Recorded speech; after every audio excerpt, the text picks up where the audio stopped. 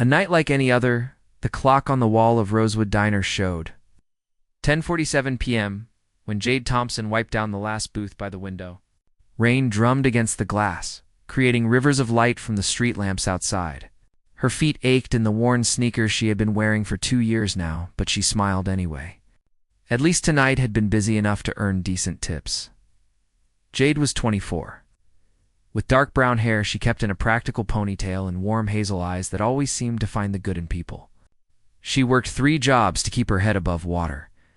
Waitressing at Rosewood Diner paid the rent. Tutoring high school kids on weekends covered groceries, and the occasional freelance graphic design work went straight to her mother's medical bills. Her mother, Patricia, had been diagnosed with a chronic heart condition 2 years ago. The treatments were expensive, and insurance only covered a fraction. Jade had dropped out of design school in her final semester to work full-time. She told herself it was temporary, that she would go back someday. But someday felt further away with each passing month. The discovery as Jade bent down to pick up a fallen napkin near booth 7. Something caught her eye. Tucked between the worn leather seat and the wooden wall was a black wallet. She picked it up carefully, feeling the smooth, expensive leather under her fingers. This was not the kind of wallet people in this neighborhood usually carried. She opened it slowly. Her breath caught. Inside were crisp $100 bills, neatly stacked. She counted quickly. $15,000. Her hands trembled slightly. This was more money than she made in 6 months. This could pay for her mother's next 3 treatments. This could let her sleep without nightmares about overdue bills. Tucked beside the cash was a sleek silver business card with raised lettering. Benjamin Hayes, Chief Executive Officer, Hayes Innovations. Jade's heart skipped. Everyone knew that name. Benjamin Hayes was one of the youngest self-made billionaires in the country. His company had revolutionized mobile technology and artificial intelligence. His face appeared on magazine covers and business news channels. He was known for being brilliant, ruthless, it's impossible to reach, and his wallet was in her hands. The moment of truth, Jade sat down in the empty booth, staring at the bills. $15,000. She could almost hear her mother's voice, weak but trying to sound cheerful, during their last phone call. "Don't worry about me, sweetheart. You focus on taking care of yourself." But her mother needed medication that cost $800 every 2 weeks. The hospital bills were piling up. Their landlord had started leaving threatening notes about the overdue rent. Jade closed her eyes. In her mind, she saw a different version of herself. One who tucked the wallet into her bag. One who paid the bills, bought her mother the medication, maybe even enrolled back in school. One who pretended she never saw this wallet at all, for 10 long seconds. That version of herself felt very real. Then Jade opened her eyes, took a deep breath, and pulled out her phone. She dialed the number on the business card. Her hand shook as she held the phone to her ear. It rang 3 times before a deep, cool voice answered. "Hayes speaking. Good evening, Mr. Hayes." Jade's voice came out steadier than she felt. "My name is Jade Thompson. I work at Rosewood Diner on 5th Street. I found your wallet." Silence on the other end. Then the voice came again, flat and uninterested. "Are you certain it's mine?" "Yes, sir. It has your business card and your identification." Another pause. When he spoke again, his tone was almost bored. "If you want to keep it, keep it. Don't trouble yourself." The words hit Jade like cold water. She blinked, confused. "Excuse me? I said you can keep it. Consider it yours." Before Jade could respond, the line went dead. She stared at her phone, stunned. Keep it just like that? $15,000? And he did not even care? Jade looked back at the wallet in her hands. Something about the conversation felt wrong. Not just his coldness, but the way he had offered it so casually, as if testing her, as if he expected her to take it. Her jaw tightened. She had been raised better than that. Her mother had taught her that integrity was not about what you did when people were watching. It was about what you did when no one would ever know. Into the storm, 30 minutes later. Jade stood outside the towering glass building that housed Hayes and Innovations. Rain soaked through her thin jacket. Her umbrella had broken 2 blocks ago. but she clutched the wallet inside a plastic bag. Keeping it dry, the security guard at the front desk looked at her with obvious suspicion. She was drenched, wearing her waitress uniform. Looking completely out of place in this temple of steel and money. "I need to return something to Mr. Hayes," Jade said firmly. "Mr. Hayes doesn't take walk-ins," the guard replied. "Please. Just call him. Tell him Jade Thompson is here with his wallet." The guard hesitated, then picked up the phone. After a brief conversation, his eyebrows rose. He nodded slowly. 42nd floor. "He's expecting you." Jade rode the elevator up, watching the city shrink below her through the glass walls. Her reflection stared back at her. Wet hair, tired eyes, cheap clothes. She looked like she belonged in a completely different world. The elevator doors opened to reveal a stunning space. Floor-to-ceiling windows overlooked the glittering city. Everything was polished, perfect, expensive. At the far end of the room stood a man with his back to her, hands in the pockets of perfectly tailored black pants, staring out at the rain. "Just leave it on the desk," he said without turning around. Jade walked forward and placed the wallet carefully on the glass desk. "I wanted to make sure it reached you safely, Mr. Hayes."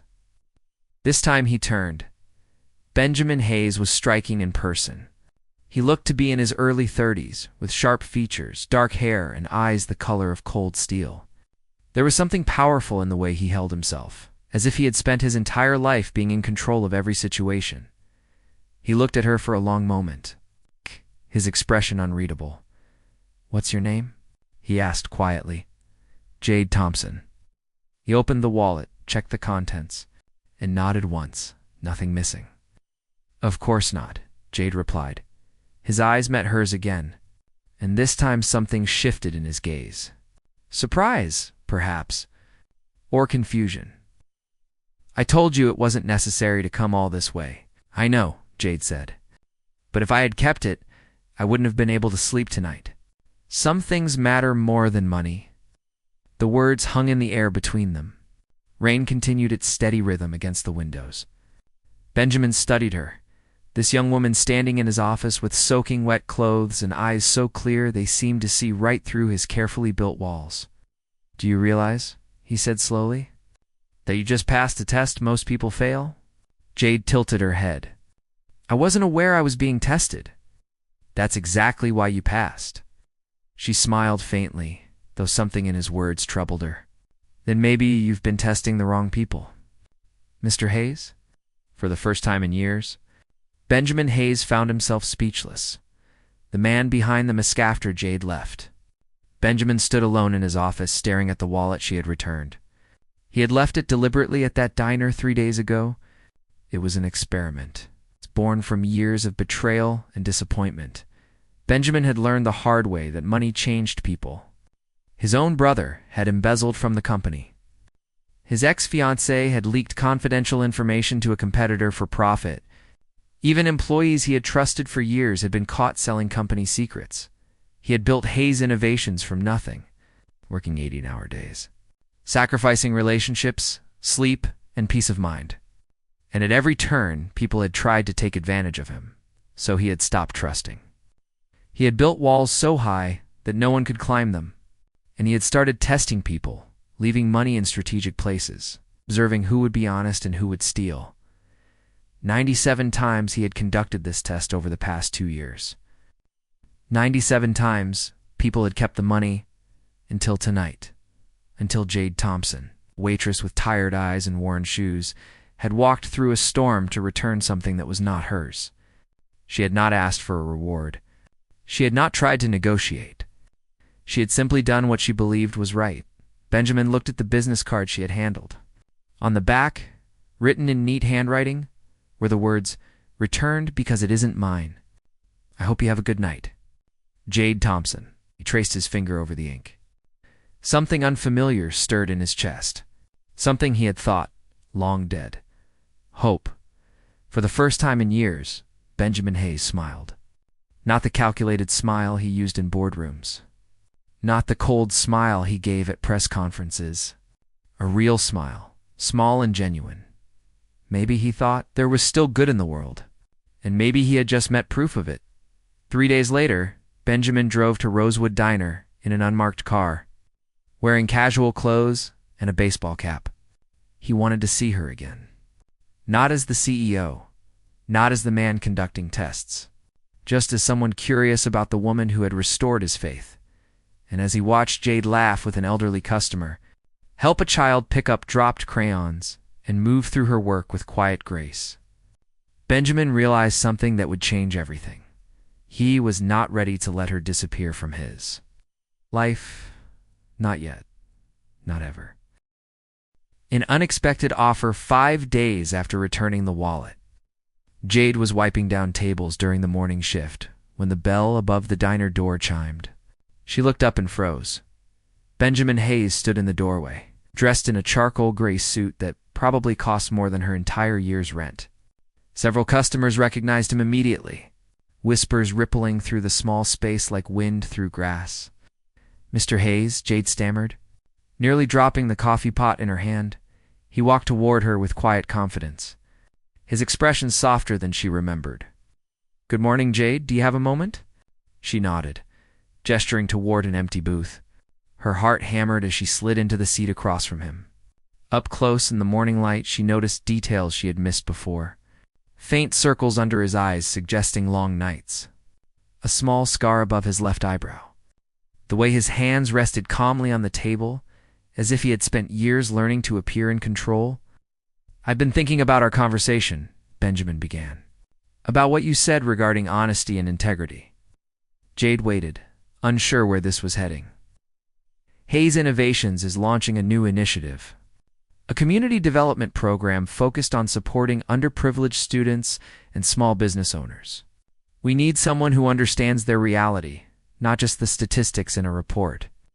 He paused, his gray eyes meeting hers directly. "I want to offer you an internship. As my personal assistant on this project." Jade's breath caught. "Mr. Hayes, I don't have the qualifications. I never finished my degree." "I'm not looking for credentials," he said firmly. "I'm looking for someone with genuine compassion and integrity. You've already proven you have both." The words hung in the air like a lifeline thrown to a drowning person. Jade thought of her mother's medical bills, the tuition she still owed, the future that had seemed so impossible just moments ago. "If you're truly offering this, then yes," she said softly. "I'll work harder than anyone. I promise."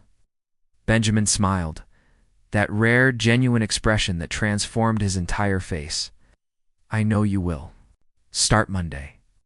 The 42nd floor, Jade's first week at Hayes Innovations, felt like stepping onto another planet.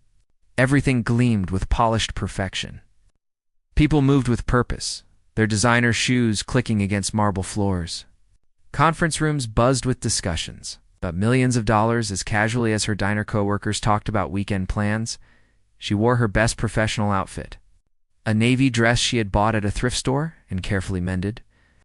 Next to the other employees in their expensive suits and luxury accessories, she felt invisible, or worse, visible in all the wrong ways. The whispers started on her second day. "That's the new girl. The one working directly with Mr. Hayes? I heard she was just a waitress last week. Must be nice to skip the line like that." Jade pretended not to hear, focusing on the community program files Benjamin had given her.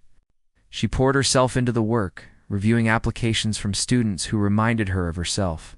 Kids working multiple jobs, caring for sick parents, dreaming of opportunities that seemed just out of reach.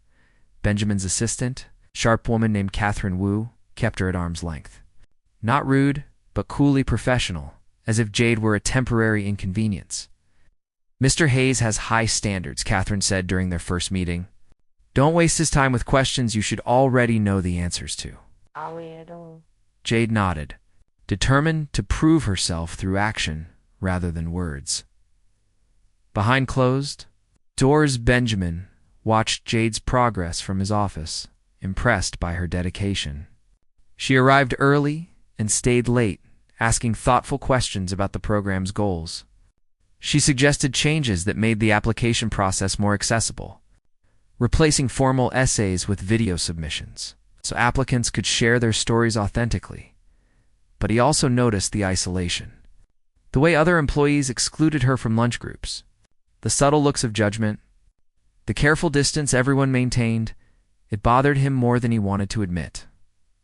One evening, as rain began falling outside, Benjamin found Jade still at her desk, eyes red from staring at the computer screen. "You should go home," he said gently. She looked up, startled. "I just want to finish reviewing these applications. There's a girl here, Rebecca Flores, who's taking care of 3 younger siblings after her parents died. Her essay about responsibility and hope is beautiful." Benjamin leaned against her desk, reading over her shoulder. The application was indeed moving, written with raw honesty that no amount of money could fake. "Prove it," he said quietly. "Anyone with that much determination deserves support." Jade smiled. The first genuine smile he had seen from her all week. "Thank you for trusting my judgment." "I hired you for your judgment," Benjamin replied. "Don't second-guess yourself." Thunder rumbled outside. The lights flickered once, then steadied. Jade glanced nervously at the windows. "Are you afraid of storms?" Benjamin asked. "Little," she admitted. "They've scared me since I was a child. My father left during a thunderstorm. I was 6. I guess I've associated them with loss ever since." The confession was so honest, so unguarded, that Benjamin felt something shift inside him. In his world, people rarely revealed vulnerabilities. Everything was strategy, negotiation, carefully managed perception. But Jade spoke like someone who had nothing to hide because she had nothing to lose. "Stay in the conference room if it gets worse," he offered. "There are no windows there. I'll have security drive you home when the storm passes." She nodded gratefully. As he returned to his office, Benjamin realized he was looking forward to Monday mornings again. Looking forward to the sight of Jade at her desk, her focused expression as she worked. The way she treated everyone from janitors to executives with equal kindness. He was looking forward to her, and that realization terrified him more than any business deal ever had. The dinner that changed everything, too. Weeks into her internship, Benjamin invited Jade to a working dinner at an upscale restaurant called Meridian. The invitation came through Catherine, formal and professional. But when Jade arrived, she found Benjamin alone at a quiet corner table. "I hope you don't mind," he said as she sat down.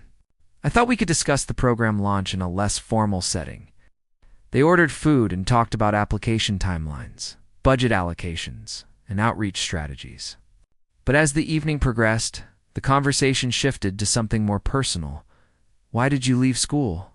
Benjamin asked. "Your file mentioned you were in your final semester of design school." Jade hesitated, then decided honesty had served her well so far. "My mother got sick. Her heart condition required expensive treatments. I couldn't afford both tuition and her medical care. The choice was obvious. You gave up your dream for her. She gave up everything for me. My whole life," Jade said simply. "It was my turn." Benjamin studied her across the candlelight. Most people would resent that sacrifice. "I did for about a week," Jade admitted with a small laugh. "Then I realized resentment is just another bill I can't afford to pay. So I focused on what I could control, working hard, being grateful for what I have, believing things would work out eventually." "And do you still believe that?" She met his eyes directly. "Yes, because I'm sitting here, aren't I? 3 weeks ago, I was serving coffee and wondering how to make rent. Now I'm helping students who are just like me. That feels like proof that good things still happen." Benjamin set down his wine glass. "You have an extraordinary way of seeing the world, Jade, or maybe you've been seeing it through too much darkness," she countered gently. The words could have been insulting, but her tone held no judgment, only understanding. Benjamin leaned back, a faint smile playing at his lips. "Tell me something. That night you returned the wallet, did you know who I was?" "Of course, everyone knows Benjamin Hayes. And you still came in person, in the rain, to return it?" "The money wasn't mine," Jade said.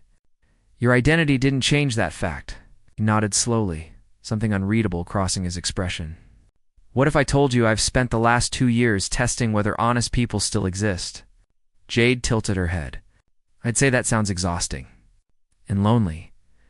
The accuracy of her observation struck him silent. "Why test people at all?" She continued softly. Why not just trust them until they prove otherwise? Because I've been burned too many times. Now you're protecting yourself by never letting anyone close enough to hurt you, Jade said. But doesn't that mean you're also too far away to let anyone help you heal? Benjamin stared at her, this young woman who somehow saw through defenses he had spent years perfecting. No one had ever spoken to him this way, with such gentle honesty, such fearless compassion. You're dangerous, Jade Thompson, he said quietly. How so? You make me want to believe again. The air between them shifted, charged with something neither dared to name. Outside, the city lights blurred into constellations through the restaurant windows. Inside, two people from completely different worlds found themselves on the same shore, waves gently pulling them closer. When darkness spreads, the rumors started the next morning. Did you see them at Meridian last night? He never takes employees to dinner, especially not new interns. She must be special. Special at what exactly? Jade heard the whispers in the break room, saw the knowing looks exchanged when she passed. Catherine's coldness intensified. Other employees stopped greeting her entirely. During a morning meeting, someone made a pointed comment about people who advance through connections rather than competence. Benjamin shut it down immediately with a sharp rebuke. But the damage was done. Jade felt the walls closing in. She threw herself deeper into work, arriving earlier and staying later, determined to prove her worth through undeniable results. But exhaustion began showing in the shadows under her eyes. The slight tremor in her hands when she poured coffee, Benjamin noticed. He always noticed. Jade, you need to rest, he said one evening, finding her alone on the 42nd floor at 9 p.m. I'm fine, she insisted, not looking up from her computer. You're not fine. You're trying to prove something to people whose opinions don't matter. They matter when those people control whether I keep this job. Benjamin moved closer, his voice dropping. I control whether you keep this job, and you've already proven everything I need to know. She finally looked up, eyes glistening. Have I? Or am I still just someone you're observing? Another test subject in your experiment. The question hit him like a physical blow. Before he could respond, Jade gathered her things and left. Benjamin stood alone in his office, her words echoing through the empty space. Another test subject? Was that how she saw herself? How he had made her feel? The storm returns that weekend. A massive thunderstorm rolled through the city. Benjamin found himself at the office despite it being Saturday, unable to focus on anything except the memory of Jade's hurt expression. His phone buzzed. A text from Catherine. Thought you should know. Jade submitted her resignation letter this morning, effective immediately. Benjamin's heart stopped. He immediately called Jade's number. It went to voicemail. He tried again and again. Finally, he drove to her apartment building, a modest complex in a neighborhood he rarely visited. The rain pounded his car as he ran to her door. She answered on the third knock, eyes red from crying. Benjamin, what are you doing here? Don't quit, he said urgently. Please, don't let them win. This isn't about winning or losing, Jade said tiredly. I'm exhausted from being judged, from feeling like I don't belong, from wondering if any of this is real or if I'm still just part of some experiment you're running. You were never an experiment? Then what was I? She asked, voice breaking. Why did you really offer me this job? Because I returned your wallet? Because I passed your test? Benjamin stood in the rain, water soaking through his expensive suit, and realized the moment of truth had arrived. I offered you the job because you reminded me that good people still exist, he said quietly. Because for the first time in years, I met someone who didn't want anything from me, who saw me as a person, not a bank account or a business opportunity. That's not an answer, Jade whispered. The answer, Benjamin said, stepping closer, is that I offered you the job because I couldn't bear the thought of never seeing you again. Because in one rainy night, you became the most important person in my world. And I've spent every day since then trying to figure out how to tell you that without ruining everything. Jade stared at him, tears mixing with rain on her cheeks. You tested me, she said. You left that wallet on purpose. Benjamin's silence was confirmation enough. I can't work for someone who was testing me from the beginning, she said softly. I can't trust that anything between us is real. Then let me prove it's real, Benjamin said desperately. Give me a chance to show you I'm not the man who left that wallet. I'm the man who learned what honesty looks like because of you. Ah! Thunder rolled overhead. Lightning split the sky. Jade closed her eyes, and when she opened them again, they held a painful clarity. I need time, Benjamin. Time to figure out if I can trust you again. Time to figure out if I can trust myself around you. How much time? I don't know. She gently closed the door, leaving Benjamin standing in the storm. More alone than he had ever felt in his life. The truth revealed the following Monday. Benjamin called an emergency executive meeting. Every department head gathered in the main conference room, confusion evident on their faces. Benjamin stood at the head of the table, his expression harder than anyone had seen in months. I understand there have been rumors about Jade Thompson, he began coldly. Gossip about her qualifications, her relationship with me, her reasons for being here. The room fell silent. So let me clarify something. Jade Thompson earned her position here because she possesses something most of you lack. Genuine integrity. She could have stolen from me and disappeared. Instead, she returned $15,000 and asked for nothing in return. She works harder than anyone in this building. She treats every person with respect, from janitors to executives.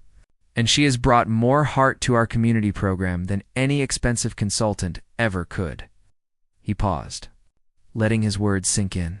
If any of you have a problem with her being here, you're welcome to submit your resignation. But understand this. I will choose one honest person over 1,000 skilled liars every single time. And if I hear another word of gossip or disrespect directed at her, there will be consequences. The meeting ended in stunned silence, but Jade didn't return to hear his defense. Her desk remained empty, a silent accusation that haunted Benjamin every time he passed it. 3 days later, received a handwritten letter. Dear Benjamin, thank you for defending me. I heard about the meeting from Catherine. But defense isn't the same as trust. Trust isn't something that can be rebuilt with grand gestures. I need to find my own path forward. Not as your intern. Not as someone defined by your test or your validation.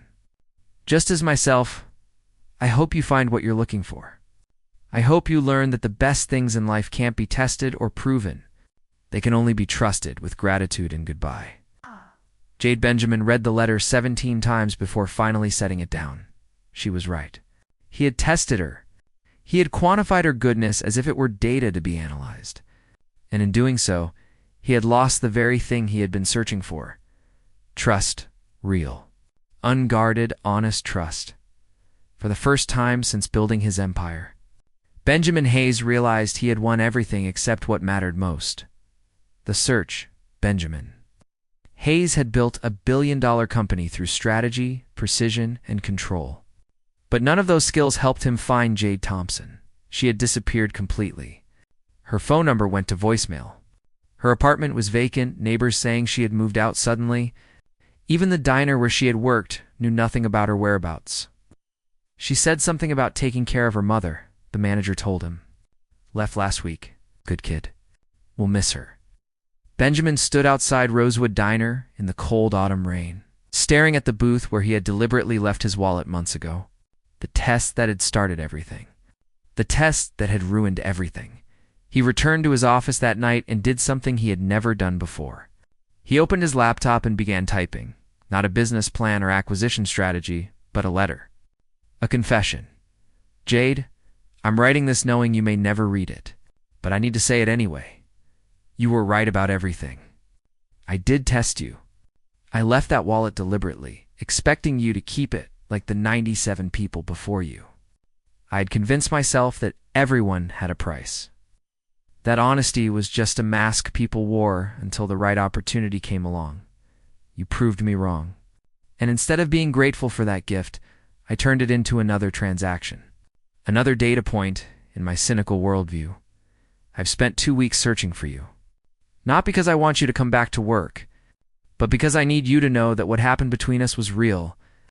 Every conversation, every moment, every feeling I was too afraid to name. You asked me once why I don't just trust people until they prove otherwise. The answer is that I was scared. Scared of being hurt again? Scared of being wrong? Scared of wanting something I couldn't control or measure. But the only thing I should have been scared of was losing you. If you ever read this, please know you didn't pass a test. You taught me what it means to be human again, Benjamin He. Saved the letter in a file labeled words I'll never send and stared at the blank screen for hours. A mother's wisdom 300 miles away. In a small coastal town called Harborview, Jade sat on the porch of her mother's cottage, watching waves roll against the shore. The salty air carried the cry of seagulls and the scent of autumn flowers. Patricia? Thompson had recovered enough to leave the city hospital, and Jade had used her savings from Hayes Innovations to move them both to this quiet place where medical care was simpler but sufficient. You've been staring at that ocean for 3 days straight, Patricia said gently, settling into the rocking chair beside her daughter. Want to tell me what you're running from? Jade smiled sadly. I'm not running. I'm just resting. You're 24 years old, baby. You should be building a life, not hiding from one. I'm not hiding. Patricia reached over and took her daughter's hand. I know you gave up school for me. I know you've sacrificed everything to take care of me. But, sweetheart, sacrificing your heart isn't the same as protecting it. He tested me, Mom, Jade whispered. That wallet, the one I told you about. He left it on purpose to see if I would steal it. And you didn't. But that doesn't make it okay. How can I trust someone who was experimenting on me from the beginning? Patricia was quiet for a long moment, watching the waves. Finally, she spoke. When your father left, I swore I'd never trust anyone again. I built walls so high that no one could hurt me. And you know what happened? I was safe. Completely, utterly safe. And completely, utterly alone. She squeezed Jade's hand. Then you came along. This tiny baby who needed everything from me. Trust, love, patience, forgiveness. And you taught me that walls don't protect you from pain. They just guarantee you'll face it alone. Tears slipped down Jade's cheeks. What if I forgive him and he hurts me again? Then you'll heal again, Patricia said simply. But at least you'll have lived. Really lived. Not just survived. The program launched 6 weeks after Jade left. The Hayes Community Development Program was ready to launch. Benjamin had poured himself into the work, honoring every suggestion Jade had made, implementing every improvement she had proposed. The launch event was scheduled at the Riverside Convention Center. With over 300 students and their families invited to attend, press coverage was arranged. Local politicians would speak. It should have been Benjamin's proudest moment. Instead, it felt hollow. Catherine found him in his office the morning of the event, staring at a photograph on his desk. It was the only picture ever taken of him and Jade together. A candid shot from the office security camera showing them both laughing over something on her computer screen. You need to let her go. Sir, Catherine said quietly. I know, Benjamin replied, but he didn't move. The car is waiting. He stood, straightened his tie, and picked up the speech he had written. At the last moment, he set it back down and grabbed a different folder, one labeled Truth. When words finally matter, the Riverside Convention Center buzzed with excited energy.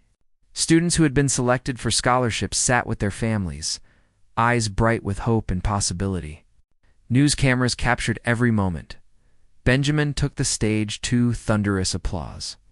He looked out at the sea of faces and realized that most of them reminded him of Jade. Young people who had worked multiple jobs, cared for sick parents, dreamed impossible dreams. Good evening, he began. Thank you all for being here. Prepared speech sat forgotten in his pocket. Instead, Benjamin spoke from a place he had kept locked for years, his heart. This program exists because of someone I failed, he said quietly. Someone who taught me that goodness still exists in this world, and that the greatest test of character isn't how you treat those who can help you, but how you treat those who can't. Murmurs rippled through the crowd. Her name is Jade Thompson. 6 months ago, she was working as a waitress, struggling to pay her mother's medical bills. She found my wallet containing $15,000, money that could have solved every problem in her life. He paused, emotion tightening his throat. I had left that wallet deliberately. A test. I wanted to see if honest people still existed. 97 times before, people had failed. But Jade didn't fail. She walked through a rainstorm to return something that wasn't hers, asking for nothing in return. The room had gone completely silent, instead of being grateful for that gift. I turned it into data. Evidence. Proof of a hypothesis. I hired her, not because she had earned it, but because she had passed my test. And when she found out the truth, she left. Because she understood something I didn't. Benjamin looked directly at the cameras. Real trust can't be tested. Real connection can't be measured. Real love can't be proven. They can only be given freely, with all the risk that entails. He pulled a single piece of paper from his pocket. Jade's goodbye letter. She wrote that I should learn the best things in life can't be tested. They can only be trusted. She was right. This program exists because she trusted me with her honesty. Now I'm asking her to trust me with one more thing. He looked directly at the camera. Jade, if you're watching, I'm sorry. Sorry for testing you. Sorry for not trusting what was right in front of me. Sorry for being so afraid of being hurt that I hurt you instead. You don't owe me forgiveness, but I owe you the truth. And the truth is that I love you. Not because you passed the test, but because you saw me, really saw me, and chose kindness anyway. The room erupted in whispers, cameras flashing wildly. Benjamin stepped back from the microphone. His chest tight, hands trembling slightly. He had just exposed his heart to the world. And he had no idea if Jade was even watching. The unexpected guestine, the back of the convention center, standing behind the last row of seats. Jade Thompson wiped tears from her eyes. She had driven 6 hours from Harborview. After seeing a news preview about the program launch, something had told her she needed to be there, to see what her work had become, to witness the students receiving opportunities they deserved. She had not expected this. Benjamin's confession echoed through her mind, the raw honesty in his voice, the way his carefully controlled facade had crumbled to reveal genuine vulnerability. Her mother's words whispered through her memory. Walls don't protect you from pain. They just guarantee you'll face it alone. Jade took a deep breath and began walking down the aisle. Every step felt surreal. Students and families turned to watch, recognizing her from Benjamin's description. Cameras swiveled to follow her movement. Benjamin, still standing on stage, froze as he saw her. Time seemed to slow as Jade climbed the steps to the stage. They stood facing each other under bright lights, the entire world watching. Yet somehow feeling completely alone together. You tested me, Jade said quietly, her voice picked up by the microphone. I did, Benjamin replied. And I was wrong. You should have trusted me from the beginning, I know. You should have been honest, you're right. Jade took another step closer. You should have told me that the wallet was deliberate before I found out from someone else. Yes, his voice cracked slightly. I should have done all of those things. And I'm sorrier than I know how to express. She studied his face, seeing past the polished exterior to the broken man beneath. The one who had been hurt so many times he had forgotten how to hope. The one who had tested the world because he was too afraid to trust it. Why did you tell everyone? She asked. You could have kept it private, because private apologies are easy, Benjamin said. And you deserve more than easy. You deserve public acknowledgement that I was wrong, that you were never an experiment, that what I feel for you is the most real thing in my life. Jade's eyes glistened. What do you feel for me, Benjamin? He stepped closer, close enough that only she could see the vulnerability in his eyes. I feel like I've been walking through a storm my entire life, and you're the first shelter I've ever found. I feel like every wall I built to protect myself was actually a prison, and you're the only one with a key. I feel like I spent 33 years testing whether love exists, and then you proved it does just by being who you are. A tear slipped down Jade's cheek.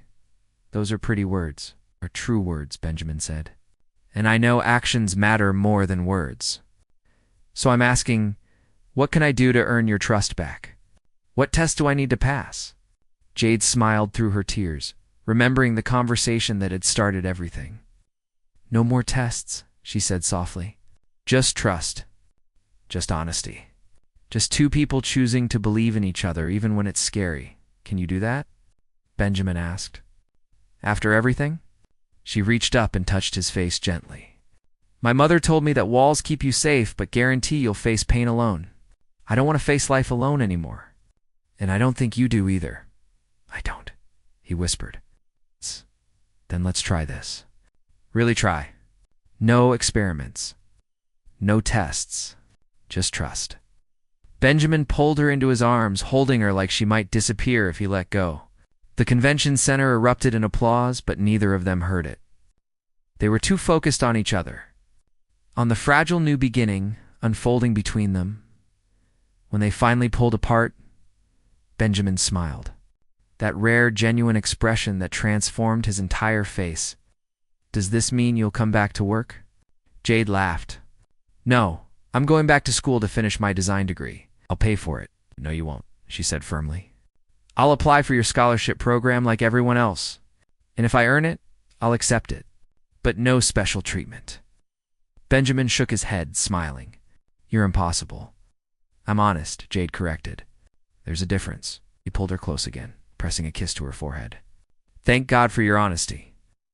6 months later, spring sunshine poured through the windows of Hayes Innovations Community Center, a new building dedicated entirely to the development program. On the walls hung photographs of scholarship recipients, their stories preserved in gold frames. In the center, one photograph was larger than the rest. A candid shot of Benjamin and Jade standing together at the program launch. Tears on both their faces, hope in both their eyes. Jade graduated with honors from design school. Using her scholarship to complete her degree, she now worked as the creative director for the community program, designing materials that made opportunities accessible to people who had been overlooked their entire lives.